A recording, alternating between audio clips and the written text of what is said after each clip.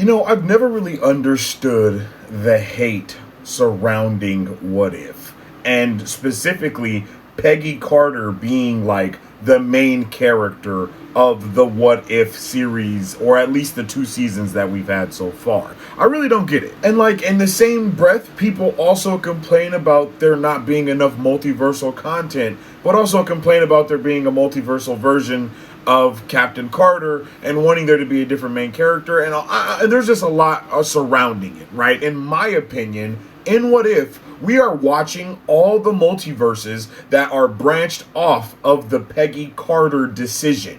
Every multiverse that we see, or I guess better put, every universe that we see in this specific multiverse, all branch off of that one decision that Peggy made. In the intro, the Watcher literally says one choice can branch off into infinite realities. So from the jump, Peggy Carter is basically like our what if version of Loki. You know what I mean? Like, she is the anchor of What If. And if you know about anchors, then that shouldn't be a surprise to you. If you're not aware of all of the anchor stuff, then just be prepared, because that will be explored more in Deadpool and Wolverine. But again, it makes so much sense to me that we start with Peggy Carter and we end with Peggy Carter. Like, we go full circle. We also literally end looking at Yggdrasil. So I don't know how much more circle storytelling we can get other than that.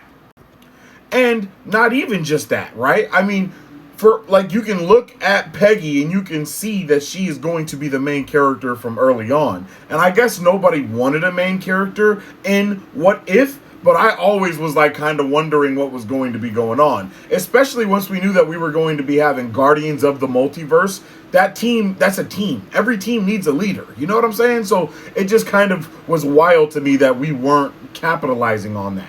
And then everyone is mad that we continue the story of Captain Carter, but in such a different way, because it's not like she's the only story that we get. She is just the main thread throughout the What If story. Look at all of this stuff. It's literally it's basically an anime. Like, What If gave us so much anime vibes, and I was here for every ounce of them. Now, I do realize that it is a little, I don't know if contrived is the word that I'm looking for, but I do realize that it is a little messed up, because we did just have Gaia in Secret Invasion be this super powered, having having multiple powers from multiple OP heroes. Like, we just did that and no one liked it. So I can understand why this also just left a bad taste in everyone's mouth, because they already had a bad taste in their mouth from that. And when it comes to like the hate on all of the multiverse content, it's like the hate is so loud. People want to hate it so bad that they don't even really notice the story threads that are being introduced.